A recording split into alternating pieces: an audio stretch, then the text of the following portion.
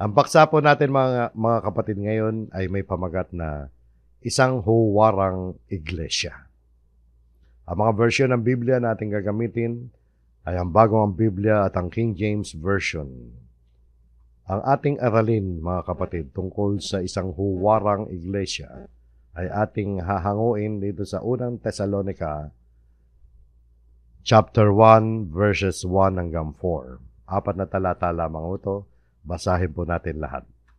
Ang sabi po rito ni Apostol Pablo sa verse 1, si Pablo at sina Silvano at Timoteo sa iglesia ng mga taga-Thessalonica na nasa Diyos, Ama at sa Panginoong Kristo.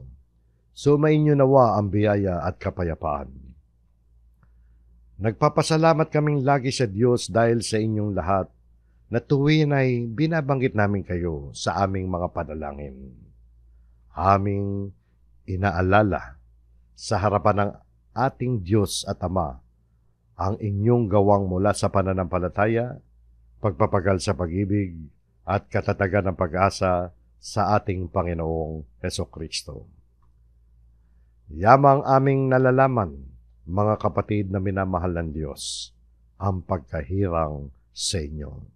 So yun po ang ating mga pangunahing mga talata. Ang salitang iglesia, mga kapatid, sa Biblia ay nagsimula yan o nanggaling yan sa salitang Grego na ekklesia. Yung Greek word niyan, ekklesia. Na ang ibig sabihin ay isang pagtawag. Sa English ay calling out. So isang pagtawag upang maibukod. Tinawag upang maibukod. No? Isang popular na pagpupulong, isa sa mga kahulugan yan, sa Bible Dictionary, pag sinabing ecclesia o iglesia, ay isang popular na pagpupulong yan. Lalo na ng isang religious na pagpupulong, na pagtitipon-tipon na mga tao o congregation. Ibig sabihin ng congregation. Iglesia rin ang ibig sabihin ng salitang congregation. Gaya halimbawa ng mga Hudyo na nagtitipon sa mga sinagoga, ekklesia yun. O kaya yung mga community ng mga Kristiyano, ekklesia ang tawag dyan. At tawag yan ay assembly. Yung salitang church, mga kapatid, nakagawian na lang sa pagdaloy ng panahon, tinawag na akala mo simbahan o isang building. Hindi po yun. Kundi yung iglesia na tinatawag ay grupo ng mga tao yan na nagtitipon-tipon. Yung tao ang iglesia, kahit magtipon yan sa ilalim ng puno ng mangga, church ang tawag dyan. Yung building, nakaraniwan na lang na naging kaugalian na lang tawagin na church. At kung minsan, kung hindi ka mag-aaral ng Biblia, talagang akala mo pag sinabing church, yung building lang, hindi. Kahit wala ka sa loob ng building, pag nagtipon kayo, ng pagtitipon ng mga tao, lalo na yung mga sumasampalataya kay Kristo. So, isang grupo ng religious body yan. Kahit saan magtipon yan, church ang tawag dyan, mga kapatid. So, yun po, mga kapatid. Yung church sa Biblia, na tinutukoy natin dito na isang huwarang iglesia, ito yung mga nananampalataya sa ating Panginoon Kristo, na siya ang Kristo, na siya ang anak ng Diyos, na siya ang Panginoon natin na tagapagligtas. Ito yung mga taong itinalaga ang kanilang mga buhay sa pagpapalaghanap ng salita ng Diyos. At ang katotohanan ng Diyos sa kanyang banal na salita, yun ang kanilang pinaniniwalaan. Ang church na tinutukoy natin dito sa New Testament, ang church ay inialay ang kanilang buhay sa ating Panginoon Kristo, na siya ang kanilang tanging tagapagligtas at naniniwala na ang Biblia ay ang katotohanan at otoridad at tanging pinagmumulan ng mga revelation ng Panginoon, ng mga pahayag ng Diyos. So, yun yung church na tinutukoy rito. So, sa pag-aaral ito, mga kapatid, ay makikita natin ang mga katangian upang malaman natin kung totoo nga ba ang iglesyang kinabibilangan natin o yung grupo na kinabibilangan natin. Napakadami kasing mga churches ngayon na naglilipa na sa buong mundo, no? Sa iba't ibang bahagi ng daigdig. At kahit sa ating bansa, mga kapatid, napakadaming mga denomination, mga sekta na mga Kristiyano. Meron dyan totoo, meron dyan hindi totoo. Hindi lahat totoo, hindi rin lahat ay hindi totoo. So may tama, may mali. Kaya natin pinag-aaralan ito, mga kapatid, para makita natin, ano ba itong huwarang iglesia? Ano ba meron dyan? Ano ba dapat na makita natin sa loob ng church? At kung yung church natin ay nais natin, yung church na kinabibilangan natin, anumang local na churches kayo, mga kapatid, na kinabibilangan ninyo, marahil napakahalaga na malaman natin kung ano ba ang dapat na nakikita dyan sa loob ng church na kinabibilangan ninyo. Ano ba ang dapat na kalagayan ng isang iglesia? Ano ba dapat magkaroon tayo ng ano ba mga katangian na dapat meron tayo bilang isang church? Kung ano man church ang kinabibilangan ninyo. Sapagkat kung ang isang iglesia, mga kapatid, ay nakatuon sa kalooban ng Diyos, ito ay magiging isang malaking pagpapala sa marami. Kaya dapat may ayos natin yung church na kinabibilangan natin. Alam niyo, mga kapatid, dito sa ating pag-aaral, karamihan ng mga sulat ni Apostol Pablo sa Bagong Tipan ay isinulat niya para sa mga local na churches. Para iwasto ang mga pagkakamali ng mga Kristiyano sa iba't ibang dako sa kahintilan, sa Asia Minor, yung mga bansa na labas sa Israel at Judea. Yan ang mission ni Pablo, palaganapin ang ebanghelyo rin, at magtatag ng mga Kristiyano sa iba't ibang dako. Yung mga sulat ni Apostol Pablo, gaya halimbawa sa una at ikalawang Korinto, na napakaraming mga paksa ang tinalakay tungkol sa mga pag-uugali ng mga Kristiyano doon sa loob ng church, mula sa mga issue ng pananampalataya, pag-aasawa, ang dami ang diniscuss doon, no? Abulo yan, mga moralidad, pag-uugali sa mga pagtitipon, hapunan ng Panginoon, Diyos-Diyusan, at marami pang iba.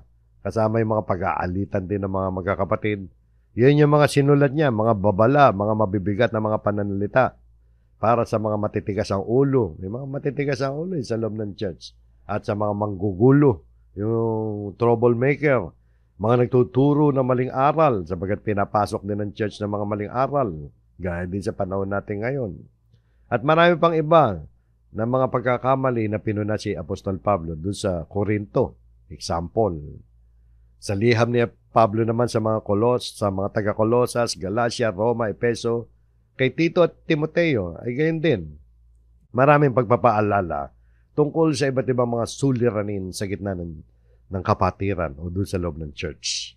Masasabi natin ang sulat ni Pablo ngayon dito sa Thessalonica, mga kapatid, ay kakaiba to. Hindi mabibigat ang kanyang mga pananalita na ginamit. Yung pagkakasulat at nagpapakita sa atin na ang mga taga-Thessalonica ay isang huwarang iglesia. Iba na lamang sa ilang mga nagtatangka na galing sa labas ng kapatiran na ginugulo yung iglesia dito sa Thessalonica. Tingnan natin, mga kapatid, ang isang iglesia na gaya ng iglesia sa Thessalonica. Bakit man natin nasabi na isang huwarang iglesia ito? Hindi naman ibig sabihin ay 100% wala silang kapintasan.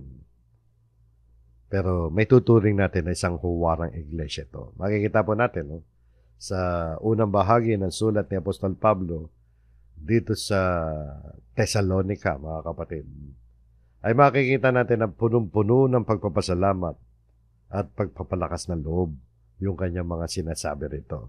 At makikita natin na mukhang magandang church to.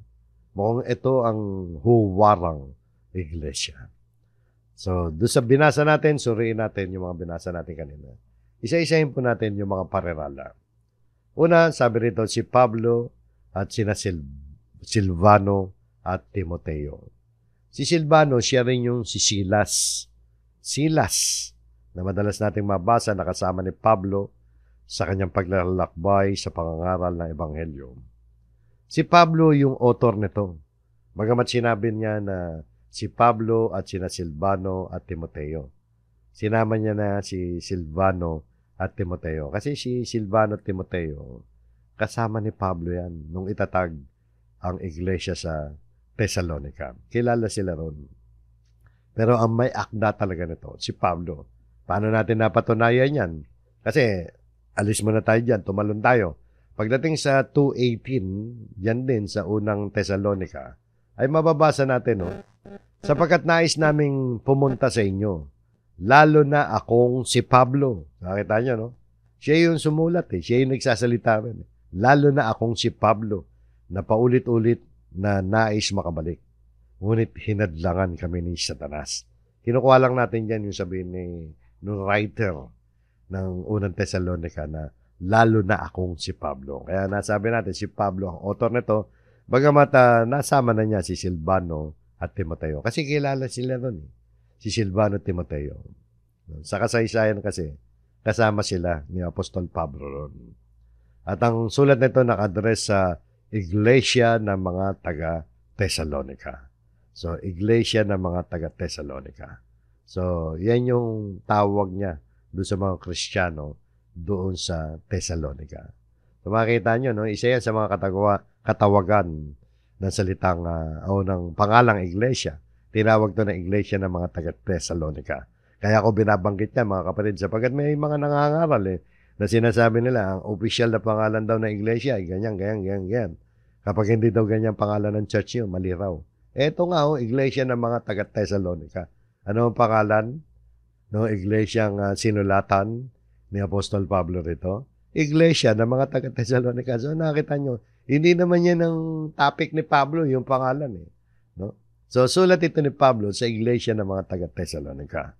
Ibig sabihin, sulat niya sa mga mananampalataya sa Thessalonica.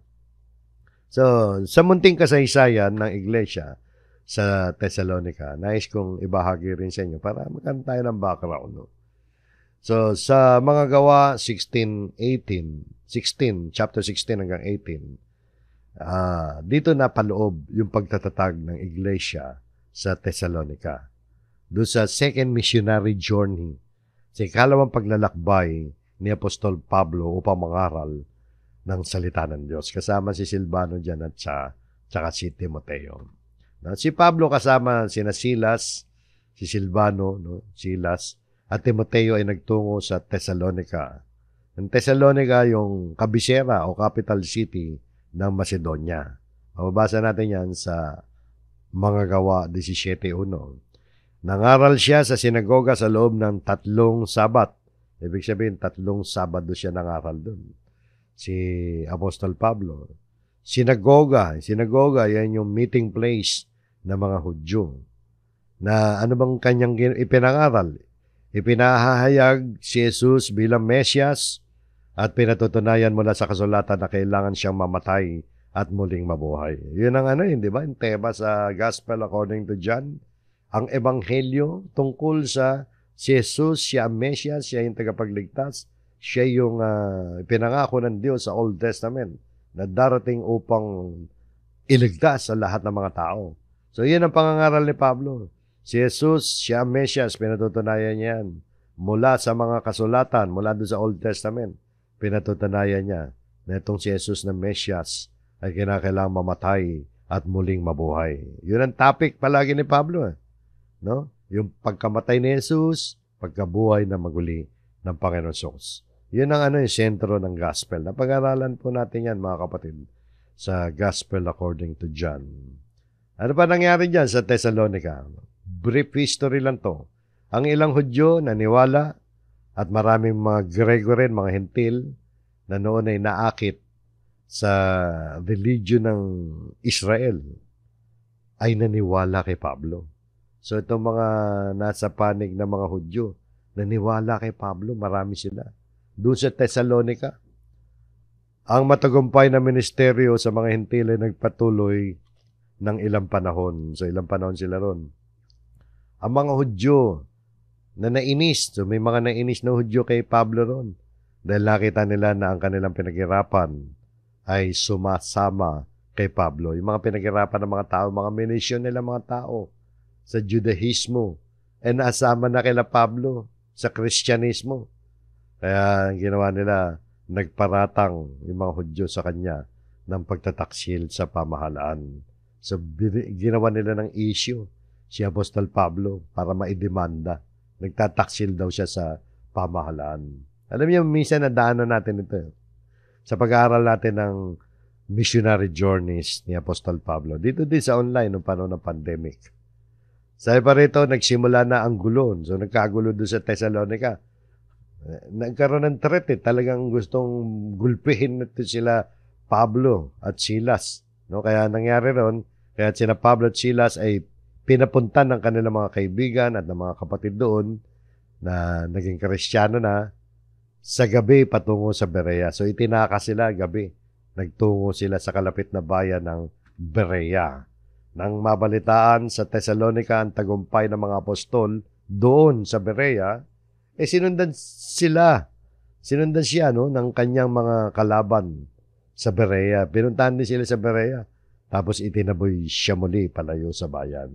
Nakita niyo yung mga nararanasan ni Pablo rin, Pumunta si Pablo sa Atenas at pagkaraan ng ilang panahon, nagpunta na sa Corinto. Nangaral siya dyan sa mga lugar na yan. At bukod doon, si Pablo ay nag-alala. Nasa Corinto na siya, nag-alala siya tungkol sa hindi malagong kongregasyon sa Thessalonica. Bakit nasabing hindi malago? Kasi marami silang problema. Tapos nawalang namumuno at inuusig ng mga Hudyo. Nag-alala si Pablo, ano ba nangyari ron? Nagkagulo ron, iniwan natin.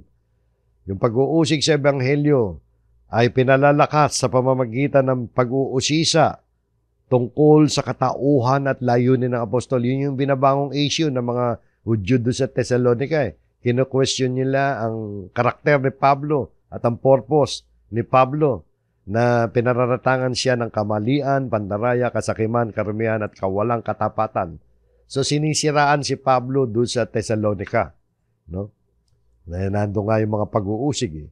So ginawa ni Pablo, sinugo ni Pablo si Timoteo upang palakasin at ikayatin ng batang kongregasyon sa Thessalonica. So pinabalik niya si Timoteo ron mula sa Corinto, Nang bumalik siya, si Timoteo, nung makabalik na si Timoteo kay Pablo, meron siyang magandang balita tungkol sa kanilang pananampalataya at katapatan. Good news yung nakita ni Timoteo ron ay binabalita ngayon kay Pablo.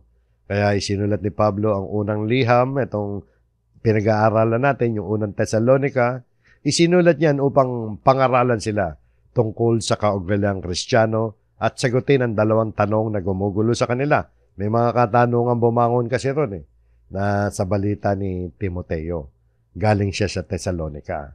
Ano ba yung mga katanungan na yon na sinagot dito sa unang Thessalonica?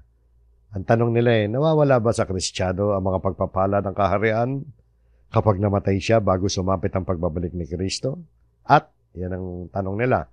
At ang kalawang tanong nila, kailan darating si Kristo sa kaluwalhatian? Pag tinuloy-tuloy natin yung unang Thessalonica, mababasa natin sa chapter 4 and 5, sinagot yung mga tanong na yan. At yan, mga kapatid, kasama dyan, sinagot ni Pablo yan. Dito, hindi nga lang natin dadaanan ngayon yan, kasi nasa chapter 4-5 yan. Dito, mga kapatid, ang liham, dito sa Thessalonica, isinulat mula sa Corinto. Maaari nung mga bandang unang bahagi ng AD 15. So, yun ang kasaysayan, mga kapatid, ng munting kasaysayan ng kung paano nagsimula ang iglesia dyan sa Thessalonica. Ngayon naman, tingnan natin kung ano ang katangian ng iglesia ng mga taga-Thessalonica, kung bakit tinawag natin ito na huwarang iglesia. Balikan natin yung verse 1 kanina. Ang sabi si Pablo at sina Silvano at Timoteo sa iglesia ng mga taga-Thessalonica na sa Diyos Ama at sa Panginoong Hesukristo. Kunin natin muna yung sa Diyos Ama, mga kapatid. Yung salitang nasa Diyos Ama, ang alin? Yung iglesyang mga taga-Thessalonica, Sa iglesia ng mga taga-Thessalonica. Nasa Diyos Ama daw sila. Ibig sabihin na nagpapakita to na sila'y pag-aari ng Diyos. Pag sinabing nasa Diyos Ama, ibig sabihin kayong mga iglesia o kayo iglesia sa mga taga-Thessalonica, pag-aari kayo ng Diyos. Maraming iglesia sa panahon natin na nagsasabi na sila'y naniniwala sa Diyos, pero hindi naman lahat ay nasa Diyos. mga kapatid. Ito, sinabi ni Pablo, nasa Diyos Ama. Sa Diyos sila. No? So, hindi mahalaga kung ikaw ay nasa isang grupo, nasa isang church. Ang mahalaga ay matiyak mo muna. Ikaw ba yung grupong yun nasa Diyos? Marahil naintindihan natin na posible na nasa loob ka ng isang church, na isang building, na isang gusali, pero wala ka sa Diyos. Di ba? Kasi, hindi dahil kaanib ka ng isang church o congregation, maliligtas ka. Hindi naman yung congregation na magliligtas sa'yo. No? Pero dapat matiyak natin yung kinabibilangan natin ng church ay nasa Diyos. Paano ba natin? Ang una nating palatandaan na ang church ay nasa Diyos. Sinasabi ng Panginoong Jesus dito sa pinag-aralan natin to sa Ebanghelyo ayon kay Juan. Paano mo malalaman na ikaw ay nasa Diyos? O yung church ay nasa Diyos. Ang sabi ng Panginoon Kristo, ang mula sa Diyos ay nakikinig ng mga salita ng Diyos. Ang dahilan kung bakit hindi ninyo pinakikinggan ng mga ito, sapagkat kayo hindi mula sa Diyos. So katulad din ng mga Hudyo na kausap ni Jesus noon. Nasa komunidad sila ng Israel na bayan ng Diyos. Pero sinabihan sila ni Jesus na sila ay hindi sa Diyos. Bakit?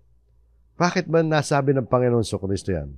Dahil sabi dyan, dahil hindi sila nakikinig ng salita ng Diyos. Importante mga kapatid. Kapag ikaw ay nasa Diyos, ibig sabihin, nakikinig ka ng salita ng Diyos. Itong iglesia sa Thessalonica ay masasabi nating nasa Diyos dahil sila ay nakikinig ng mga salita ng Diyos. Ang iglesyang nasa Diyos, ang pundasyon ng kanilang pananampalataya ay ang salita ng Diyos. Kung yung church na pinupuntahan natin hindi naman biblical, hindi nila pangunahing pinagkukunan ng aral ang salita ng Diyos, hindi sa Diyos yan. Mag-ingat po tayo. No? Tsakin natin, ang church na pinupuntahan natin ay biblical. Na yung kanilang mga aral, mga doktrina ay mula sa salita ng Diyos. At ang sabi diyan, bukod sa Diyos at sa Panginoong Hesukristo. So, hindi lang sila naniniwala na may Diyos. Naniniwala din sila sa ating Panginoong Hesukristo. Importante, napag-aralan natin yan sa Gospel according to John. Di ba? Na kinakailangan, hindi lang yung Ama ang kilala mo, kailangan kilala mo rin ang ating Panginoong Kristo. Dahil hindi natin makikilala talaga ang Ama kung hindi tayo naniniwala sa anak. Hindi tayo makararating sa Diyos na hindi natin kinikilala ang anak ng Diyos. Yan yung napag-aralan natin, di ba?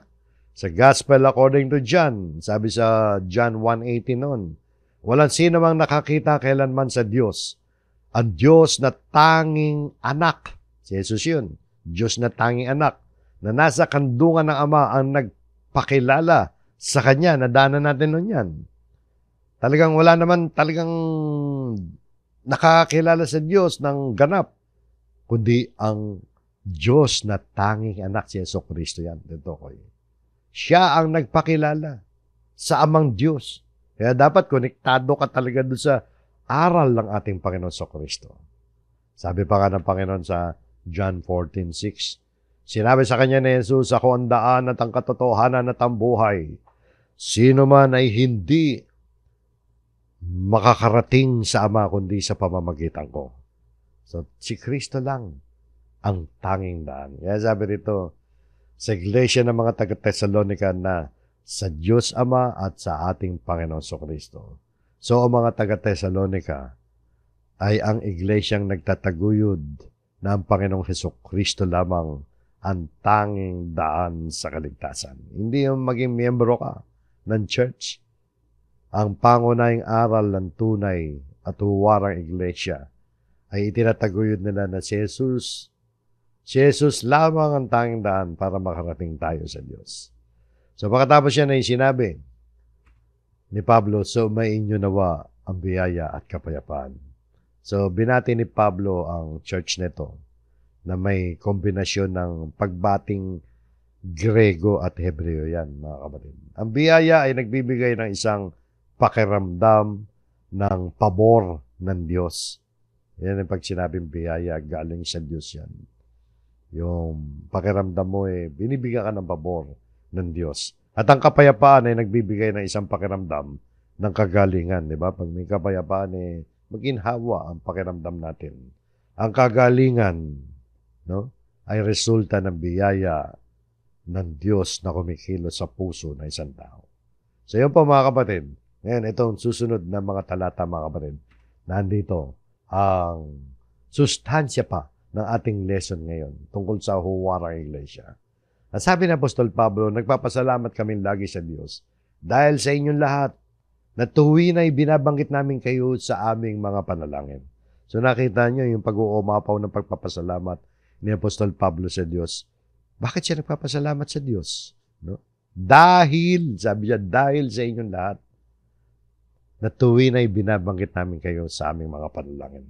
Palaging nagpapasalamat si Pablo sa Diyos sa kanilang pananalangin dahil sa mga taga-Tesalonica. Bakit ba siya nagpapasalamat? Yung sumunod na talata ang sabi, aming inaalala sa harapan ng ating Diyos at Ama. Inaalala, remembering. Sa harapan ng ating Diyos, ibig sabihin ay kanilang naiisip palagi ang mga taga-Tesalonica kapag si Pablo ay nananalangin sa Diyos. Naalala niya palagi mga Kristiyano sa Tesalonica. Kaya kanina nasabi ni Pablo, nagpapasalamat siya lagi sa Diyos dahil sa mga taga-Tesalonica dahil palagi nilang binabanggit sila sa kanilang mga panalangin. Kasama sila palagi sa panalangin at pagpapasalamat nila sa Diyos. Ano ba ang kanilang ipinagpapasalamat sa Diyos para doon sa mga taga-Tesalonica? At dito natin makikita mga katangian ng iglesia. Kanina, nakita natin sa Diyos yan, kay Kristo. Ito kasi ang accomplishment ng iglesia sa Thessalonica. Ang inyong gawang mula sa pananampalataya, pagpapagal sa pag-ibig, at katatagan ng pag-asa sa ating Panginoong Hesukristo. Yan ang pinagpapasalamat ni Pablo. Yan ang nakita niya, nabalitaan niya sa iglesia sa Thessalonica. I-focus natin mga kapatid. 3 bagay yan, nakita riyan. Ang inyong gawa mula sa pananampalataya, tawag sa English dyan ay word of faith. Pagpapagal sa pag-ibig, labor of love. Katatagan ng pag-asa sa ating Panginoon Kristo, patience of hope in our Lord Jesus Christ. Yung 3 bagay na yan, kung mapapansin ninyo, faith, love, and hope. Importante yan sa buhay ng mga Kristiyano. Hindi dapat nawawala yan. Dahil kung maalala ninyo, yung dito sa 1 Corinto 13:13. At ngayon ay nananatili ang 3 ito, ang pananampalataya, pag-asa, at pag-ibig. Ngunit ang pinakadakila sa mga ito ay ang pag-ibig. Pinakadakila ay pag-ibig, pero hindi po pwede pag-ibig lang. Dahil sabi ni Pablo, ngayon ay nananatili ang 3 ito. Ibig sabihin, ang 3 ito dapat nasa atin.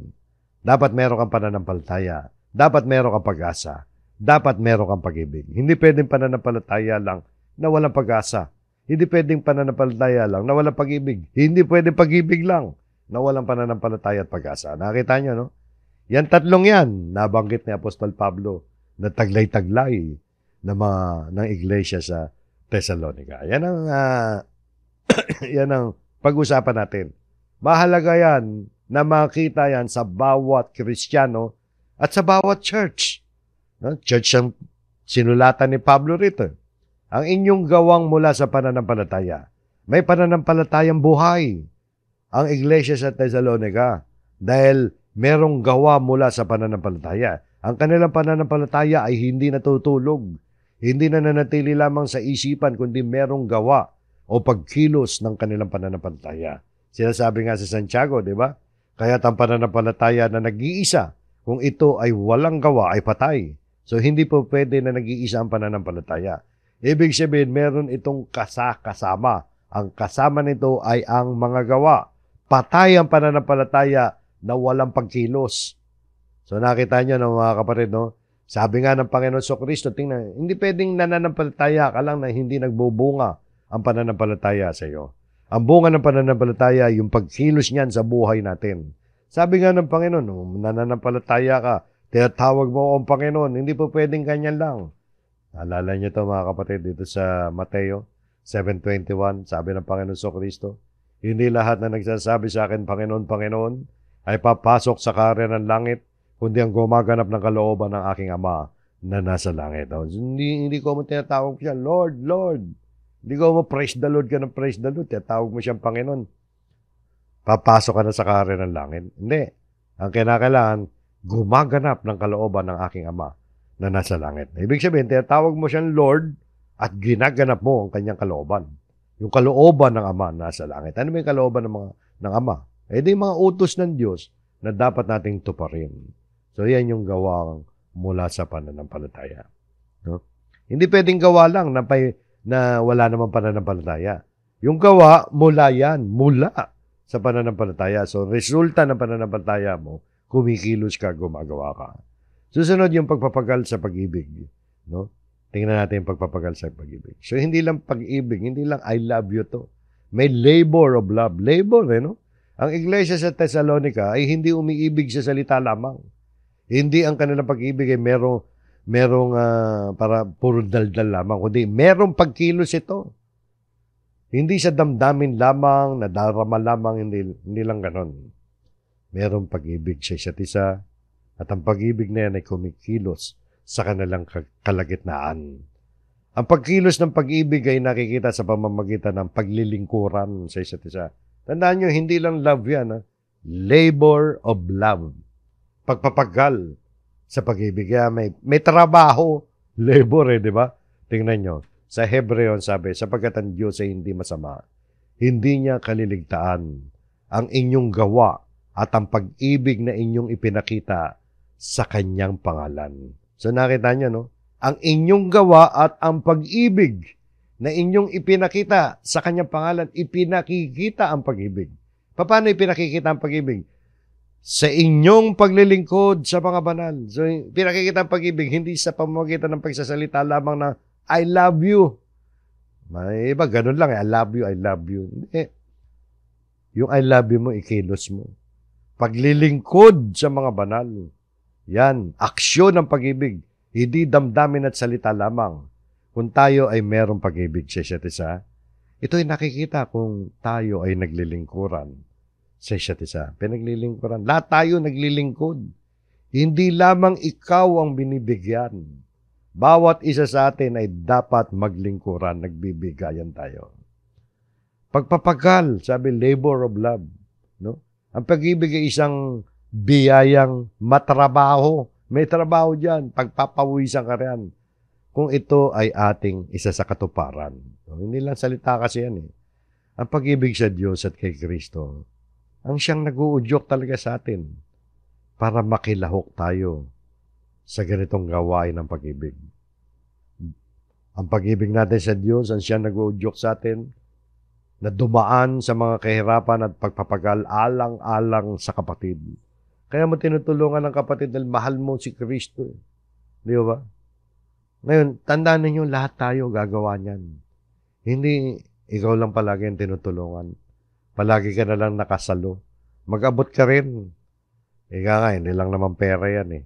Marami naman tayong talent. Bawat isa sa atin may talento. Maglingkod ka rin sa kapatiran.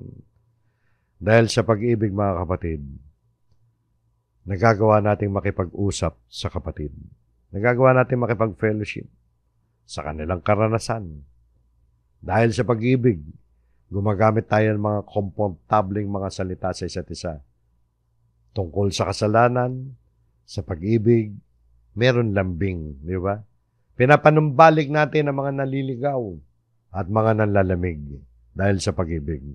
Nagtutulungan tayo na dalhin ang pasanin ng isa't isa, lalo na ng mga mahihina sa pananampalataya na tinitiis natin sila dahil sa pag-ibig. Pinatatawad ang kanilang mga pagkakasala at tinutulungan na bumangon mula sa maling paraan ng pamumuhay. Ang pagpapagal sa pag-ibig ay hindi lamang tayo ang pinaglilingkuran, tandaan yan, kundi lahat tayo ay naglilingkuran sa isa't isa. So yan ang pag-ibig. Kaya kung titingnan natin, meron ba tayong gawa at pag-ibig na ating ipinakita sa pangalan ng Diyos? Sabi, hindi raw malilimutan ng Diyos yan. Hindi niya kaliligtaan yan. Ang inyong gawa at pag-ibig na inyong ipinakita sa kanyang pangalan, meron ka ba niyan? Paano mo ipinakita yan? Katulad ba ng sinasabi sa talatang ito? Sa inyong paglilingkod sa mga banal. So, maglingkuran tayo sa isa't isa. At sa ikatlong bahagi, yung katatagan ng pag-asa sa ating Panginoon Kristo. Yung patience of hope in our Lord Jesus Christ. Matatag sa pag-asa sa ating Panginoon. Ano ba ang pag-asa natin sa Panginoon? Ang pag-asa natin sa Panginoon ito, mga kapatid. Sapagkat tayo iniligtas sa pamamagitan ng pag-asang ito. So may tinutukoy ng pag-asang ito. Ano yun? Yung sinabi sa unang talata, babasahin natin mamaya. Na yung pag-asang ito, sabi, tayo'y iniligtas sa pamamagitan ng pag-asang ito. So naligtas tayo sa pamamagitan ng pag-asang yun. Ngunit ang pag-asang nakikita ay hindi pag-asa. Sapagkat sino nga ang umaasa sa nakikita? Ibig sabihin, yung pag-asang yun na nagligtas sa atin ay hindi natin nakikita. Sapagkat kung nakikita natin yan, hindi na pag-asa ang tawag dyan. So, yung pag-asa ay tungkol sa future na hindi pa natin nakikita. Ano ba yung pag-asang yan? Na iniligtas tayo. Ito yun, mga kapatid. Atras lang sa 23. At hindi lamang sang nilika, kundi pati naman tayo na mayroong mga unang bunga ng Espiritu, na tayo na may dumaraing din sa ating mga sarili sa masidhing paghihintay ng pagkukupkop ang pagtubos sa ating katawan. Yan ang ating pag-asa, mga kapatid, kay Kristo. Sa masidhing paghihintay ng pagkukupkop ang pagtubos ng ating katawan. So, hindi sa buhay lamang na ito ang ating pag-asa kay Kristo.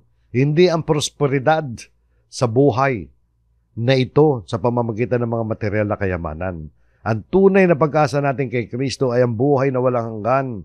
Yan yung sinasabi nito na ang pagtubos sa ating katawan, na ang ating katawang may kasiraan ay papalitan ng Diyos ng maluwalhating katawan sa muling pagparito ni Kristo.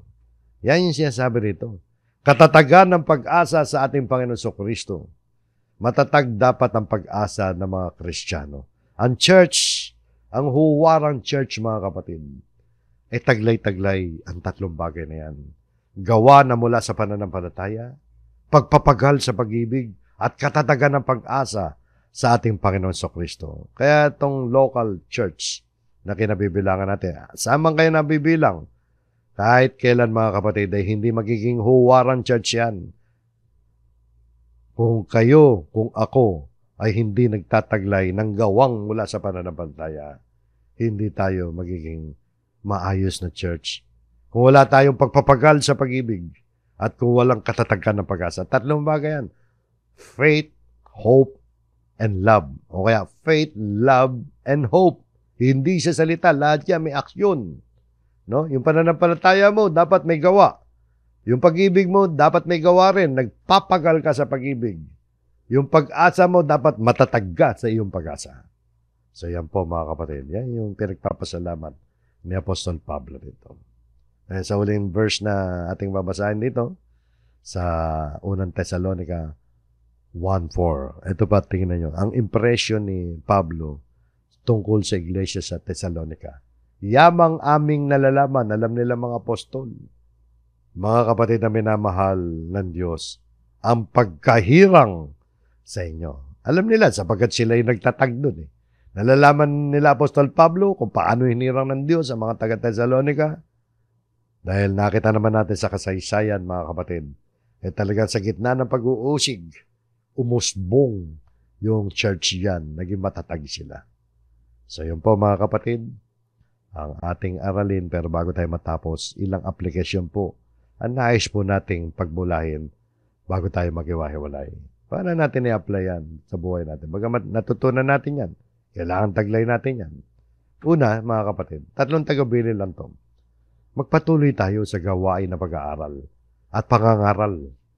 Pag-aaral at pangangaral bilang isang local congregation. Madalas nating ipaalala ang nakasaad sa Hebro 10:25 na huwag nating pabayaan ang ating mga pagtitipon, kundi palakasin natin ang loob ng isa't isa.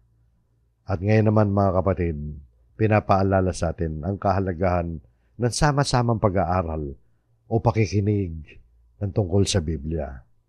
Mula doon sa diwa ng mensahe, dito naman, mga kapatid, makikita natin, sinasabi rito sa Roma 10:17, kaya ang pananampalataya ay nanggagaling sa pakikinig at ang pakikinig ay sa pamamagitan ng salita ni Kristo. Natutunan natin kanina, di ba, na ang mga gawa mula sa pananampalataya ang isa sa mga magandang katangian ng iglesia sa Thessalonica. Ngayon naman ay pinapaalala sa atin ng talatang ito na ang tamang pananampalataya ay nanggagaling sa pakikinig ng salita ni Kristo, ng salita ng Diyos. Nakita niyo, di ba? Kailangan may gawa ka sa pananampalataya. Gawa mula sa pananampalataya. Anong klaseng pananampalataya? Pananampalatayang nakapundasyon sa salita ng Diyos. Yan ang nais nating iparating. Kaya mga kapatid, paano natin i-apply yan sa atin bilang isang church? Kailangan natin mga kapatid, suportahan natin. Sa abot ng ating makakaya ang bawat gawain ng pag-aaral at pangangaral ng salita ng Diyos sa loob ng ating kalipunan. Suportahan natin ang broadcast. Suportahan natin ang mga Bible studies. Suportahan natin na tayo dumalo sa ating mga pagtitipon para maging masigla ang ating mga pagtitipon. Physical, face-to-face na mga pagtitipon. Kailangan suportahan natin yung pag-aaral ng salita ng Diyos. Umaten tayo. Pag hindi kayo umaten ng pagtitipon ng face-to-face, hindi kayo sumusuporta sa church ninyo. Sana kung meron tayong mabibigat na dahilan, yung paminsan-minsan lang. Pero kung regular ka na, mas marami pa yung absent kaysa sa present sa mga face-to-face, hindi po tayo nakatutulong nun. Di ba? Hindi pagsuporta yun. No? Nakapangihina tayo ng kalooban. Kaya, umaten po tayo mga kapatid. Yan naman ang original na pagtitipon, face-to-face. Ginagawa natin ng broadcast, extra to extra. Para madagdagan ang ating kaalaman. Pero hindi dito dapat lang. So yun po mga kapatid. So ikalawang tagubilin natin, magpatuloy sa paggawa na mabuti, sa pagtulong sa mga kapatid. Meron din ganyang katangian, di ba kanina sa iglesia sa Thessalonica? Meron silang labor of love, ang pagpapagal sa pag-ibig. Ito po ay masasabi nating isang ministeryo na hindi naman dapat pabayaan bilang mga nagtataglay ng pananampalataya sa Diyos. At bilang mga nakatanggap ng karunungan mula sa pag-aaral ng Biblia, magbunga po ito ng mabuting gawa patungo sa ating kapwa. Sabi nga rito sa Galatia ni Pablo rin, 6:9, at huwag tayo manghinawa sa paggawa na mabuti, sapagkat sa takdang panahon ay mag-aani tayo kung hindi tayo manlulupaypay. Kaya habang may pagkakataon, gumawa tayo na mabuti sa lahat, lalong-lalo na sa mga kabilang sa sambahayan ng pananampalataya. Dito po mga kapatid, ay paalala ito ni Pablo na sa mga Kristiyanong taga-Galacia na sa paggawa ng mabuti, bagamat may diwa dito ng pangako ng pag-ani, di ba? Sa takdang panahon, sabi, aanit sa takdang panahon. Pero marapat lamang na ang ating atensyon ay sa sinasabi dito, habang may pagkakataon tayo, sabi diyan, na gumawa na mabuti, ay gumawa tayo. Habang may pagkakataon. So, hindi mo alam kung ano mangyayari bukas. Gawin mo na ngayon yung gagawin mo mabuti. Kakayahan at pagkakataon ang pinaghuhugutan dito. Tinitingnan natin, no? Gagawa tayo ng mabuti, hindi dahil lamang sa mga aanihin nating mabuti. Hindi ka gagawa ng mabuti dahil may reward lang. Okay, given na yun, talaga may reward. Pero mga kapatid, yung isang pagpapagal sa pag-ibig na tayo po ay tumulong, gumawa na mabuti sa ating mga kapatid.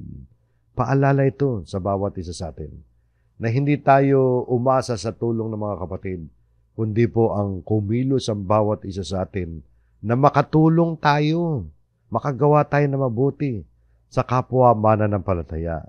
Hinihikayat tayo mga kapatid na maging daluyan ng pagpapala ng Diyos. Hindi mga tagatanggap lamang. Ang mensahe sa atin dito ay gumawa tayo na mabuti.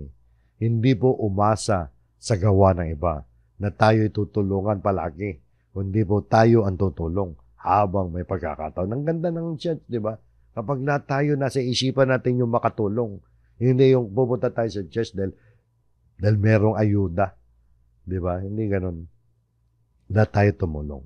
Pag nagigipit tayo, tutulungan tayo. Pero paano naman yung iba? Palagi ka na lang ba hingi ng tulong? Okay lang, kung talagang ganun ang kalagayan mo. Pero, magkaroon tayo ng pananampalataya na ipagkakalob sa atin ng Diyos ang ating mga pangailangan. Hanapin natin ang kaharian niya. Kung paano tayo paghaharian ng Diyos. Ibibigay lahat ng Diyos yan sa atin para naman makatulong tayo sa iba. So, sa huling tagubilin natin mga kapatid, habang naghihintay ng pagbabalik ng Panginoon, tumulong tayo sa pangangalaga ng church. Itong talatang babasahin natin mga kapatid, tingnan ninyo. Ingatan ninyo ang inyong sarili at ang buong kawan. Sa kanila inilagay kayo ng Espiritu Santo ng mga tagapangasiwa upang pangalagaan ninyo ang iglesia ng Diyos na binili niya ng kanyang sariling dugo. Bagamat yung talatang yan ay salita ni Pablo yan sa mga leader ng Efeso, sa mga elders ng Efeso. Pero kahit hindi ka elder, kapatid, tumulong ka na pangalaghan ng iglesia. Nakita natin ang diwa rito. Nice natin makuha rito mga kapatid. Hindi yung pagiging elder mo. Okay, pangunahin tungkulin ng mga elders yan. Pero hindi ka ba tutulong sa pangangalaga ng iglesia? Nakita niyo yung purpose dito? Bakit nagkaroon ng mga elders ng church? No? Para maging tagapangasiwa upang pangalagaan ninyo ang iglesia ng Diyos na binili niya ng kanyang sariling dugo. So pangalagaan ng iglesia, yun ang nais kong makuha natin dito. Lahat tayo dapat magkaroon ng bahagi dyan, di ba? Na pangalagaan natin, importanteng pangalagaan ang kapatiran. Habang hinihintay natin at umaasa tayo sa muling pagbabalik ng Panginoon. So, yun po mga kapatid. Yan ang ating mga tagubilin at yan po ang ating lesson sa isang huwarang iglesia na binanggit ni Apostol Pablo rito sa mga taga-Tesalonica. Naway nakatulong sa atin ito mga kapatid upang mapakilos tayo ang bawat isa sa atin na magtulungan tayo, pangalagaan natin ang church. Kahit hindi ka elder, kahit wala kang tungkulin. Alam niyo yung dumalo ka lang tuwing araw ng pagtitipon. Huwag ka lang mag-absent dyan, malaking tulong na yan. So, marami pang tulong na pwede natin gawin sa loob ng church. Patuloy tayo mag-aaral ng salita ng Diyos para lumawak ang ating karunungan tungkol sa bagay na yan. Pagpalain po tayong nawa ng Panginoon. Diyan po tayo natatapos. Tayo po'y muling manalangin.